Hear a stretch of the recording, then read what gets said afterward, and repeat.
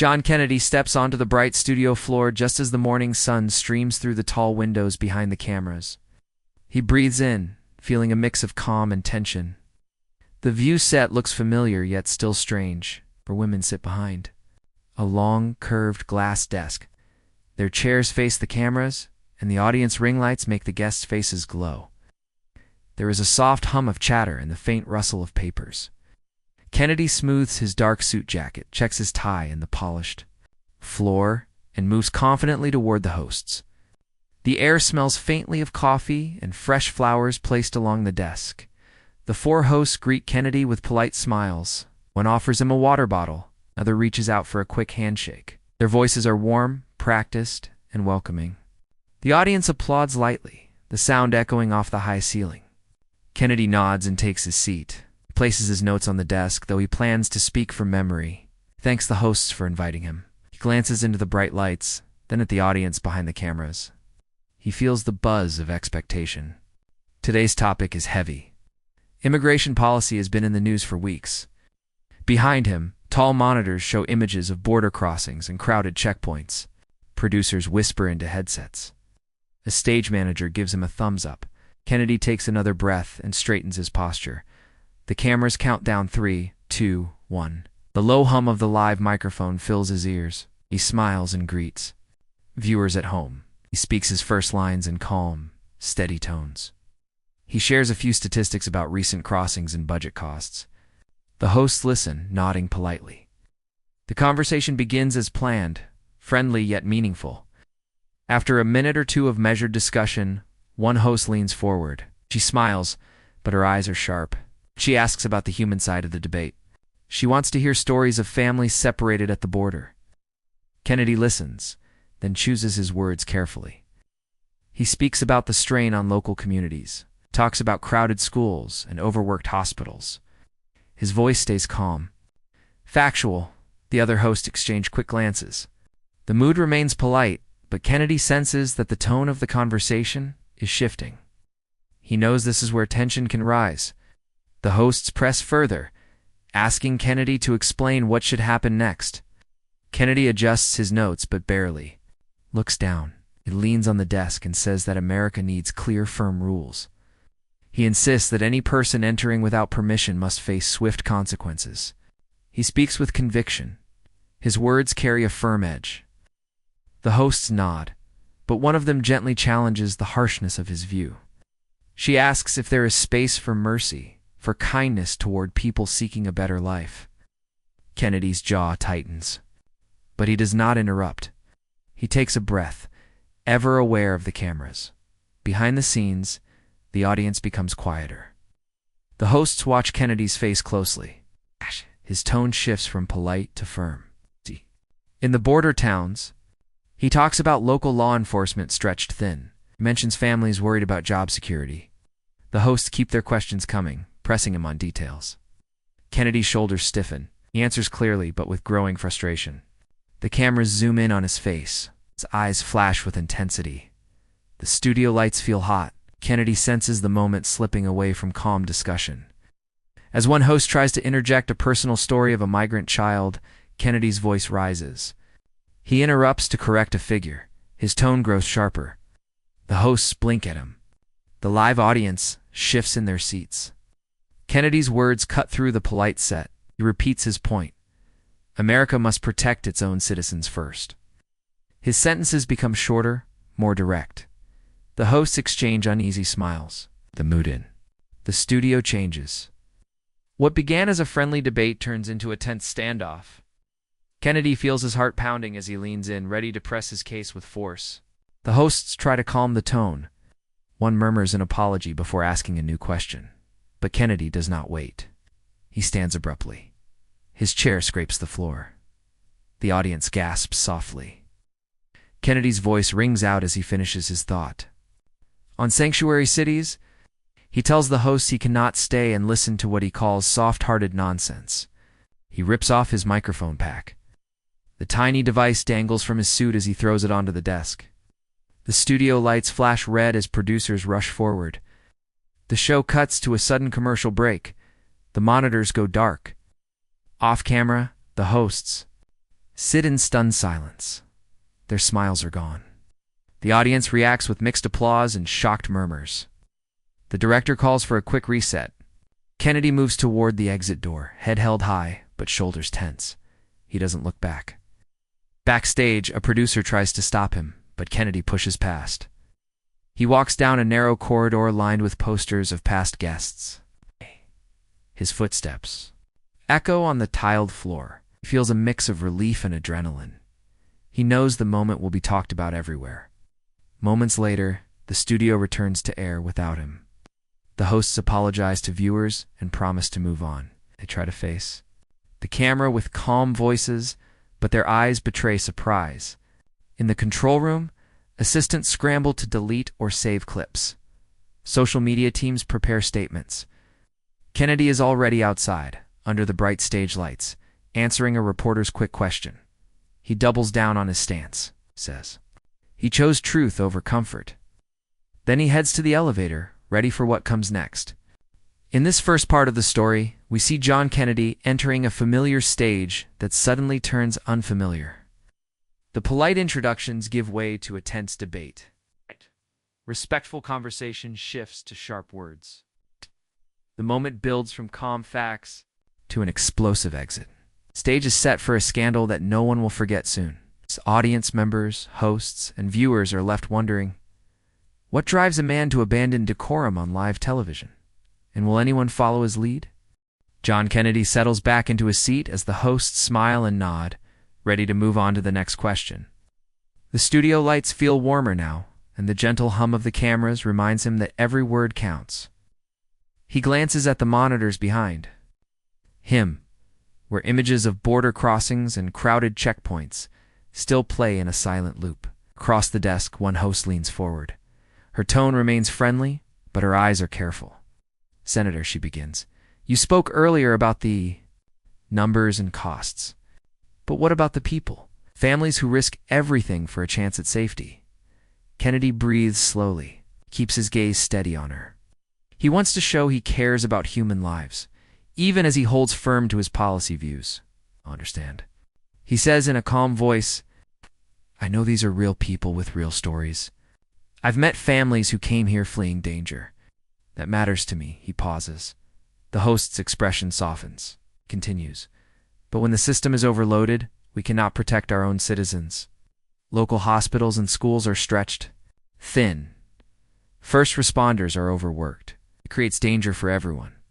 The second host nods politely but presses on.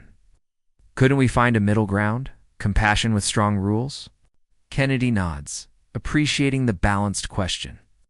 He taps a finger on his notes, though he rarely looks at them. Yes, middle ground is possible, he agrees. We can have compassion, should treat people with dignity, but compassion must come within the law, cannot reward those who break the rules. A third host leans in, her tone gentle but firm. Some argue that asylum seekers have no choice. They cross illegally because legal avenues are too slow or blocked. Her words echo around the studio. Kennedy shifts in his chair. He knows this point is critical. I agree legal paths must be clearer and faster, he says. But until we fix our legal system, we must enforce borders. Otherwise, we encourage more illegal crossings. His eyes sweep the desk. The audience behind the cameras looks on in quiet attention. For a moment, the debate seems balanced. Each side listens. Kennedy speaks of policy and procedure. The hosts share personal stories and ethical concerns. But as the conversation deepens, the mood shifts from polite to tense. One host gently challenges his figures, pointing to a recent report showing that some border towns actually receive federal help. She quotes local officials saying that communities cope well. Kennedy's jaw tightens. He leans forward. Those reports leave out the hidden costs, he says. They don't count overtime pay for emergency responders. Ignore the strain on school districts. They fail to account for crime increases linked to unvetted crossings. His voice remains controlled, but the edge is there. The hosts exchange glances. Cameras capture every flicker of expression. Another host tries to steer the conversation back to solutions. What about increasing support for border communities? More federal funding? More agents? Better technology? Kennedy's eyes narrow slightly. Chooses his words one by one. I've supported additional funding before, he says. But money alone isn't enough. We need clear rules and strict enforcement. Otherwise, the problem keeps growing. The studio seems to hold its breath. The live audience is quiet. Even the production crew hesitates, waiting for the next moment. Kennedy feels the pressure. He senses that this is where a debate can crack and slip into conflict. He knows he must be precise. He takes another breath and lays out his plan. Tougher penalties for repeat crossers. Mandatory detention in safe facilities. Faster hearings in immigration courts. As he speaks, he sees a host frown. She shakes her head slightly and asks a pointed question about the cost of detention. Detention is expensive, she says. Millions of dollars per person per year in some cases. Kennedy's face tightens. He almost interrupts, but he waits until she finishes. Then he replies, costs are high because we've let things slide. We can lower costs by speeding up hearings and processing, but if we don't detain, we lose control. He glances at his watch, though it isn't moving. He wants to stay calm, but he feels tension rising in his chest. The hosts press on, more questions coming faster now. One asks about human trafficking, how to stop cartels that exploit migrants. Kennedy leans back, folding his arms briefly. He knows this question demands moral clarity. We must disrupt those networks, he says. That means more undercover work, stronger penalties for traffickers, better international cooperation. As he lists measures, his tone grows firmer. The hosts nod, but their eyes show concern. The pace accelerates. Each question feels like a challenge. Kennedy's answers grow shorter, clipped. He's no longer offering long explanations, just bullet points. The cameras linger on his face, capturing the shift from reasoned debate to urgent argument.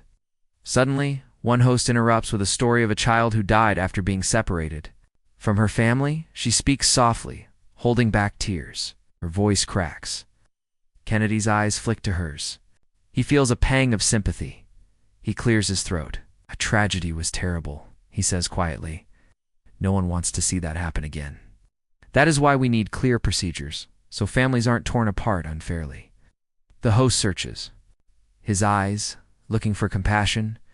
For a brief moment, their gazes meet. Then Kennedy straightens and says, but we cannot allow system abuse. We must hold true to our laws. His words hang in the air. The host inhales slowly, then moves.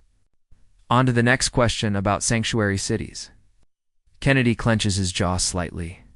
Sanctuary cities, his least favorite topic. He leans forward and says, sanctuary cities put local governments above federal law. That cannot stand. We need accountability at every level. His voice loudens a notch. The host pushes back, asking whether punishing entire cities is fair. Two citizens who obey the law. The debate begins to feel less like discussion and more like a sparring match. The hosts exchange quick glances, whisper to each other behind their hands. Kennedy's face takes on a stern expression. The live audience shifts in their seats. The studio lights seem suddenly brighter, hotter. Kennedy senses the turning point. He's like a runner on a track about to leave the final curve and sprint. To the finish line, his heart pounds. He tightens his grip on the desk edge.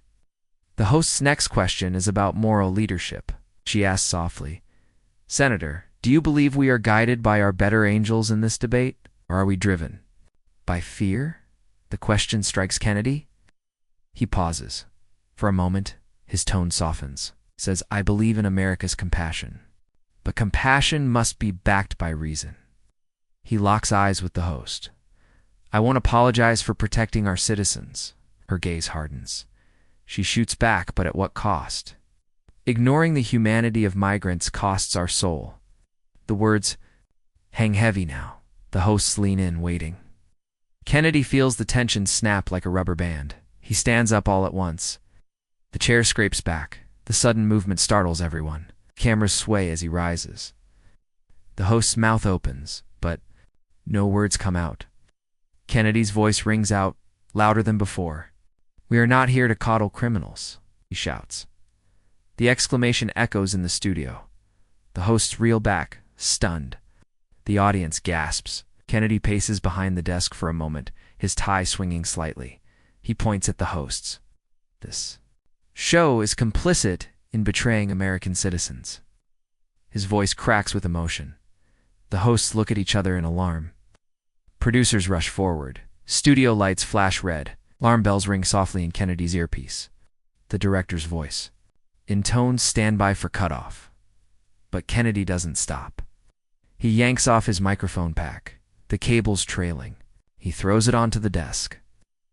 The live feed cuts abruptly to a commercial break. In that charged moment, conversation turned to confrontation. What began as a reasoned debate exploded into a sharp dispute that no one saw coming. The rising tension reached its peak, leaving hosts, audience, and viewers at home reeling. The stage is set for fallout that will reach far beyond the studio walls. John Kennedy steps off the set into a narrow hallway lined with posters of past episodes. The buzz of his outburst still rings in his ears like distant thunder. He feels a mix of adrenaline and relief. His heart pounds and sweat beads at his hairline. He moves briskly, trying to put the moment behind him, but every step echoes with questions he cannot yet answer. Behind the closed studio doors, producers and crews scramble to fill airtime and calm rattled nerves. A young production assistant hurries alongside him, concern etched on her face. "Senator, are you okay? Do you need anything?" Kennedy slows his pace and looks at her. He offers a curt nod. "I'm fine. Thank you." He sets his jaw and keeps walking. The assistant's eyes follow him, unsure whether to give space or help. Kennedy's stride carries him further from the chaos, but the tension follows, like a shadow. Meanwhile, back on the set, the hosts sit in stunned silence. The live cameras cut to the network's emergency bumper, and a "we'll be right back" graphic fills the screen. One host rubs her temples, blinking away surprise. Another straightens her posture, trying to summon composure. They exchange uneasy glances, but say nothing. Their smiles from just moments before seem like distant memories. In the control room, the director calls for calm. Technicians mute monitors and flick switches to redirect audio. Social media managers begin to scan Twitter, Facebook, and Instagram for reactions. They prepare draft statements for the network's account, a brief apology to viewers, reassurance that safety and respect remain top priorities, and a promise to return to the topic with care after the break. The network's legal and communications teams assemble quickly, their keyboards clicking as they craft an official memo. On air, after a tense 30 seconds, one host clears her throat and addresses the viewers. Her voice trembles slightly, but she forces a steady tone. "Welcome back, everyone.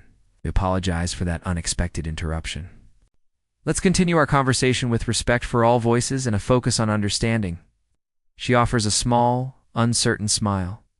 The camera angle widens to reveal the other hosts, their expressions polite yet guarded. No mention is made of John Kennedy's departure. Instead, they press on with a new question about community support for border towns. Outside the studio, news vans with flashing lights line the curb. Reporters hustle out of their vehicles, cameras rolling and microphones extended. A microphone thrust into Kennedy's face. A reporter asks, "Senator, what prompted your on-air exit?" Kennedy pauses in front of the glass doors leading to the parking garage. He straightens his tie and takes a slow breath. "I felt that polite debate had given way to coddling criminals," he says into the camera. "I stand by my words and my commitment to protect American citizens." He turns and steps into an awaiting SUV, its door closing with a definitive click. Inside the vehicle, Kennedy's chief of staff sits beside him, eyes wide. "Oh, John, that "Was intense," she says quietly. Kennedy grips the edge of his seat and exhales. "I know," he replies. "But I needed to speak the truth as I see it." His voice carries a steady resolve. Outside the tinted window, the city's skyline blurs past as the car pulls away. Kennedy gazes out, mind racing through the consequences of a moment he cannot undo. Back at the studio, the hosts regroup in a small green room. They sit on a couch, each holding a paper cup of water. The room is decorated with bright cushions and a coffee table stacked with magazines. One host rubs her forehead. I've never seen anything like that, she says quietly. Another host nods. He crossed the line, she agrees, but we kept it together. The third host, always the optimist, suggests they use the break to refocus. We can still have the right conversation, she says. Let's plan to bring in new voices after the commercial. Their producer knocks and enters, carrying a clipboard. She speaks in hushed tones. Network wants a quick recap of what just happened, and legal needs your notes on what was said. We'll also get you new guest bios in 5 minutes. The hosts exchange looks of resigned determination. They set aside the water cups and rise, preparing to return to the cameras. Their calm professionalism masks the whirlwind they feel inside. Across town, social media explodes. Clips of Kennedy's rants circulate online within seconds. Hashtags praising his honesty trend alongside hashtags condemning his intolerance. Viewers clip the moment he ripped off his microphone and toss it on the desk. Others highlight his words about sanctuary, cities. Memes pop up, some show him as a hero in a cape, others as a villain with fire in his eyes. Journalists from national outlets debate the episode on their own shows. Some calling it a watershed moment in political discourse, others warning of dangerous rhetoric on live TV. Kennedy's office issues a formal press release later that afternoon. It thanks the network for the invitation and reaffirms his stance on illegal immigration. He describes his actions as necessary to cut through political correctness. The release avoids personal apologies, instead framing the outburst as an honest response to a broken system. Supporters applaud the statement, sharing it widely. Critics accuse him of grandstanding and inflaming tensions. The debate spills into editorial pages and opinion columns. In the days that follow, network executives hold a closed-door meeting. They review seating arrangements, guest screening procedures, and host training on handling explosive moments. The discussion is careful and strategic. They do not want a repeat of the Live and Air meltdown, but they also know the controversy brings ratings.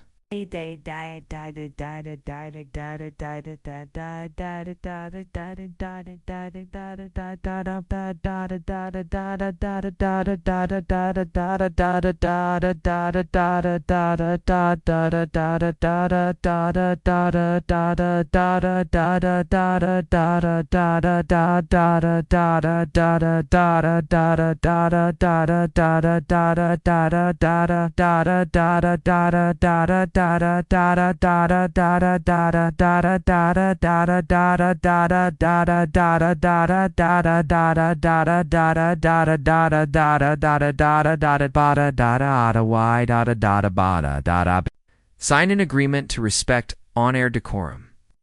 Hosts receive a reminder of emergency protocols to steer conversations back on track without losing control.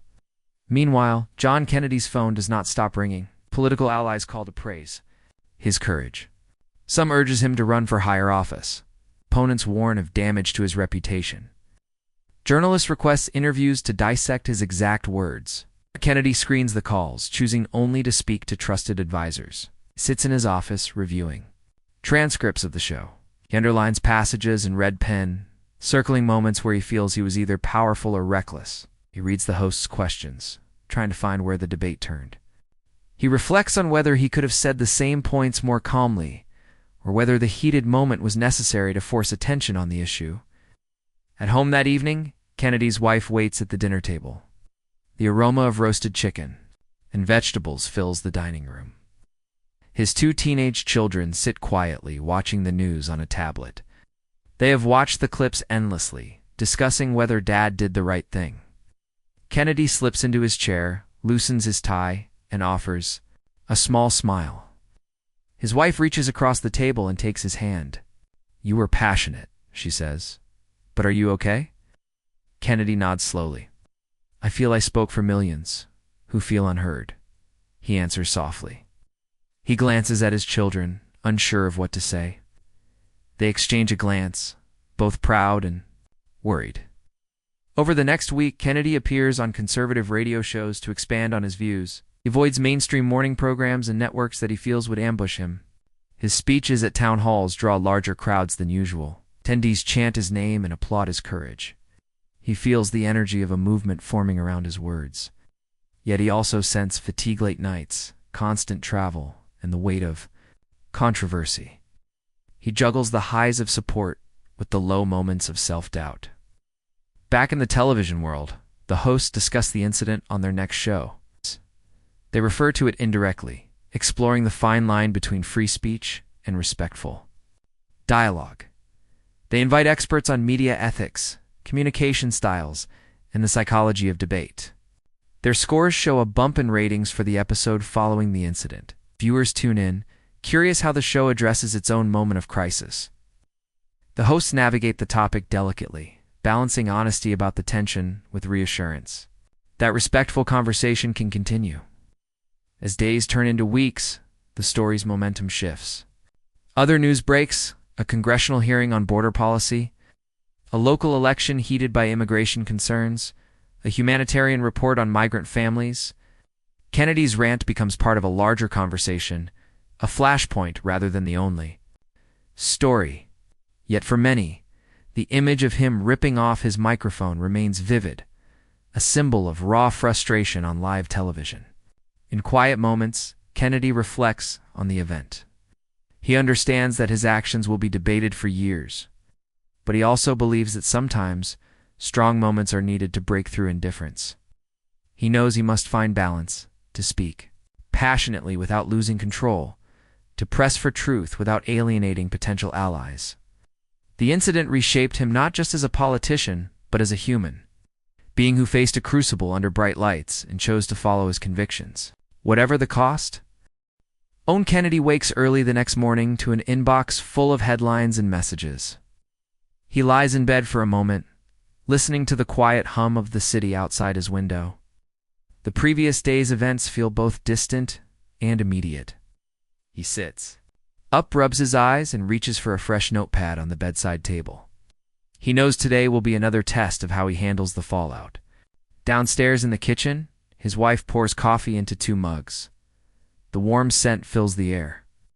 His children shuffle by, grabbing cereal boxes from the pantry. They murmur greetings and show him snippets of social media posts on their phones. Kennedy listens, nodding. He smiles at his youngest child, who has drawn a cartoon of him as a superhero with a microphone. The drawing makes Kennedy laugh, and for a moment he forgets the weight of his own words. After breakfast, Kennedy dresses in a dark blue suit and steps into his car.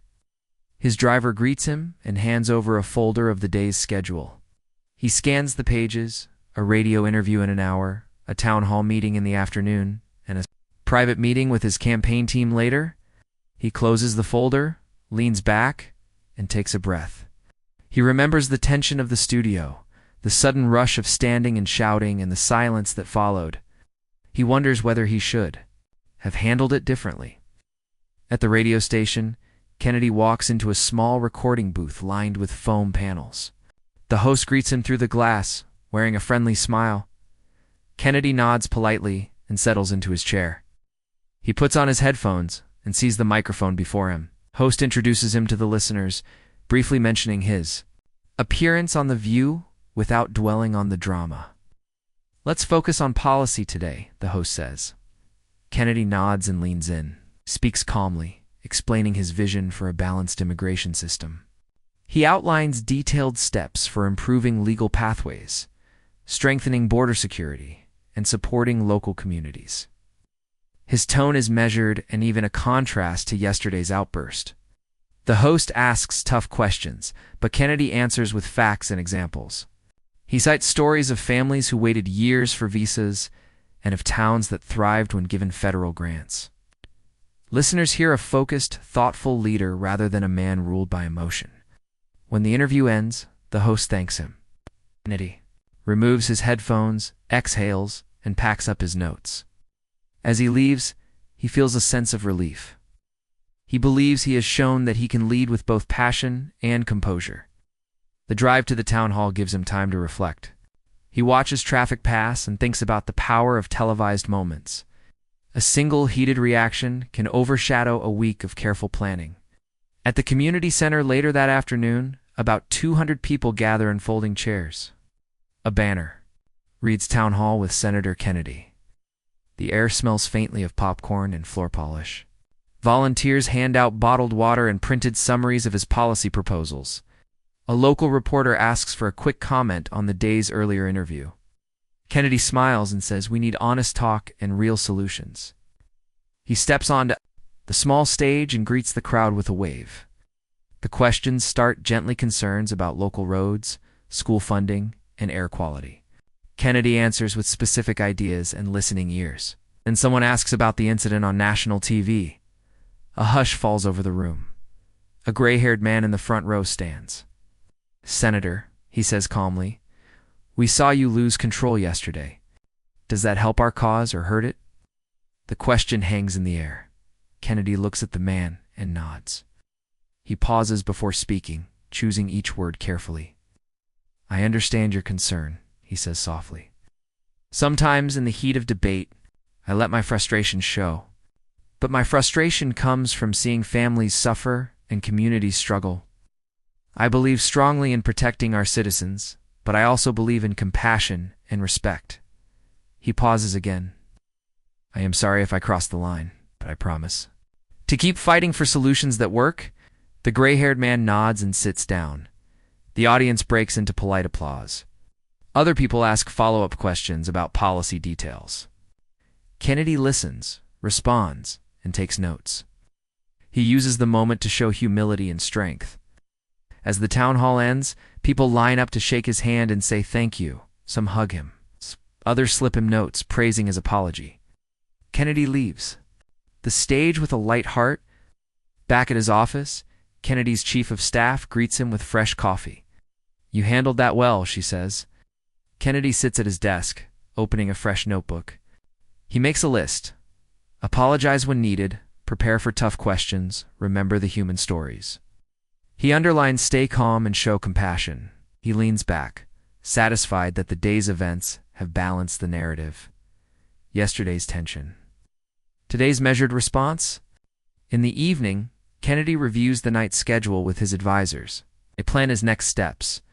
A televised debate next week, op-eds in 2 newspapers, and a fundraiser on Friday. They decide to build on his apology, framing it as leadership, rather than weakness.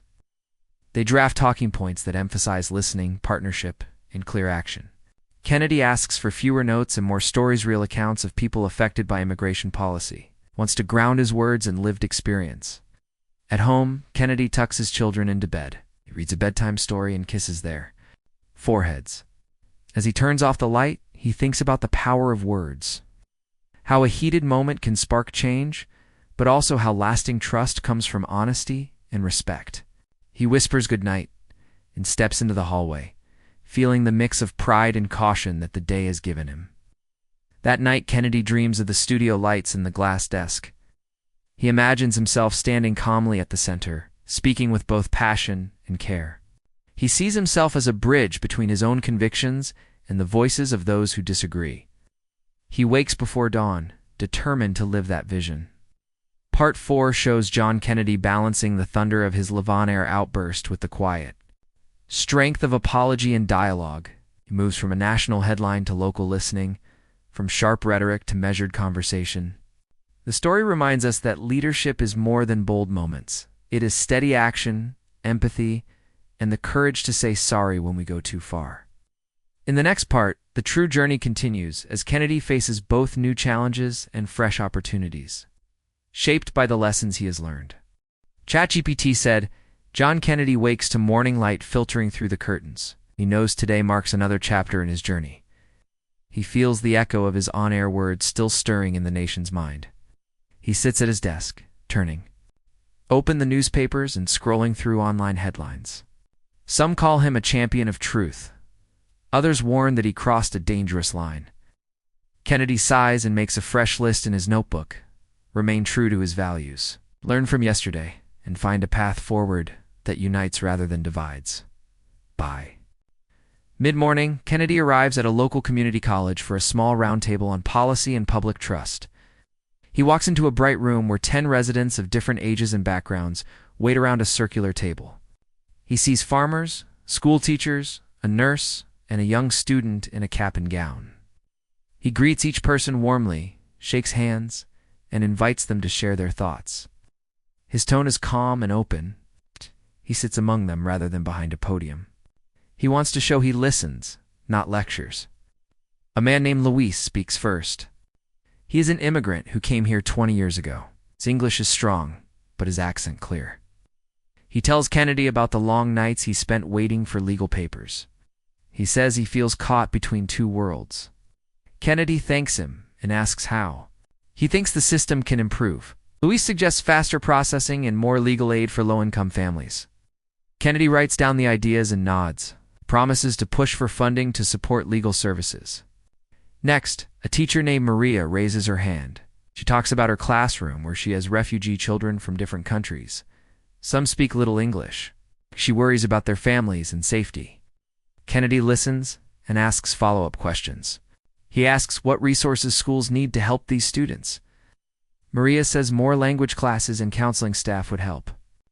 Kennedy says he will work on a bill that allocates funds for schools near the border and other areas with high numbers of English learners. A nurse named Daniel shares stories of local hospitals near the border. He talks about long shifts and patients who cannot pay. Kennedy asks about federal support. Daniel suggests a special grant program to help rural hospitals.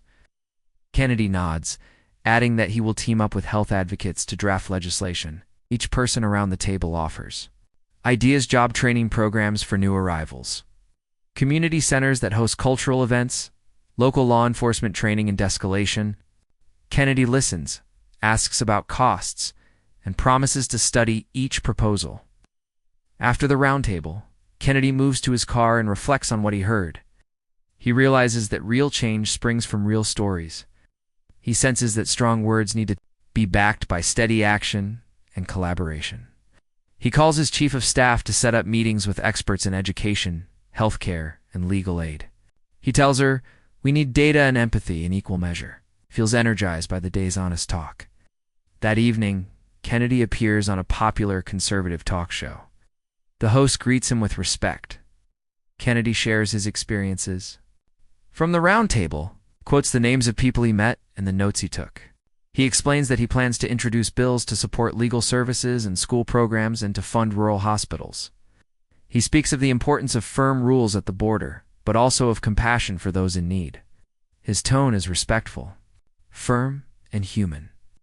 Back at home, Kennedy's children ask about his busy day. He tells them about Luis and Maria and Daniel, showing them his scribbled notes. His son asks if he loves being a senator. Kennedy smiles and answers, "I love helping people. That's why I do this." His daughter asks if he will ever shout again like on the show. Kennedy laughs softly and says, "I hope not. I'd rather solve problems with listening and action." News reports follow Kennedy's roundtable with positive language. Editorial pages praise his willingness to listen and learn. Some conservative outlets applaud his focus on concrete solutions. Liberal newspapers note that he balanced strong border policy views with genuine empathy. Social media bursts with comments. "He really heard us. Actions speak louder than words. This is true leadership." Kennedy notices that his apology and follow-up work have shifted some. Opinions he feels relief and determination. A few weeks later, Kennedy introduces 2 bills in Congress. One creates a grant program for schools with high numbers of English learners. The other funds legal aid clinics to help families navigate immigration processes. He presents them at a press conference.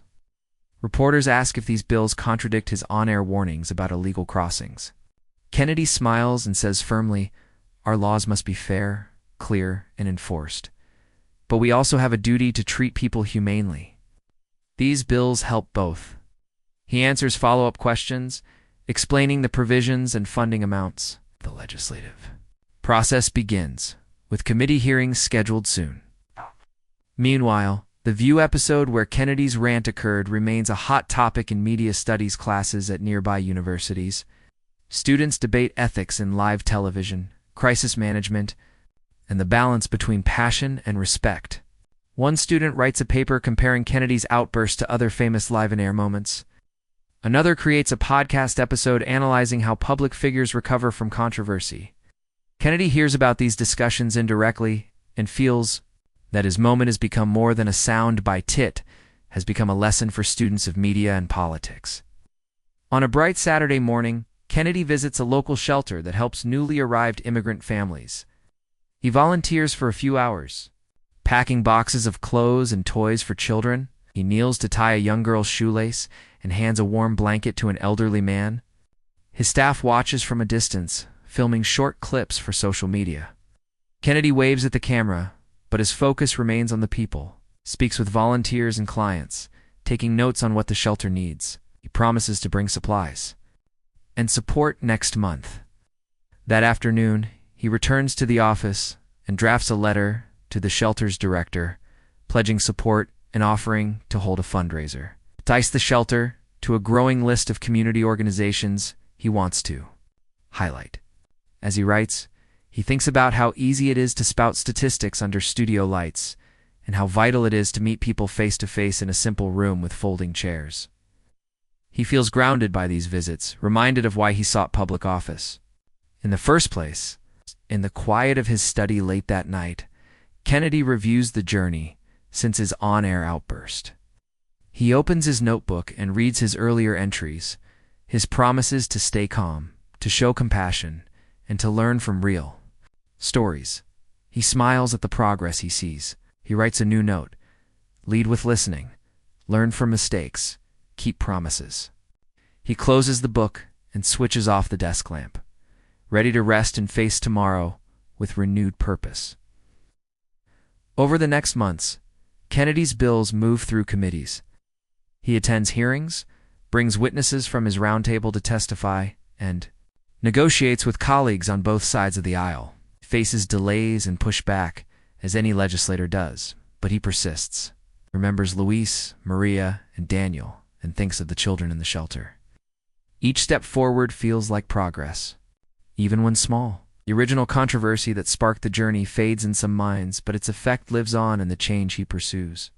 In the end, Kennedy's rant did more than create a dramatic moment on live television. It led him to confront both his passion and his purpose. It taught him that strong convictions need steady follow-through, and that true leadership blends bold words with gentle listening. As he continues his work, he carries those lessons forward, committed to protecting his country while honoring its ideals of compassion and opportunity.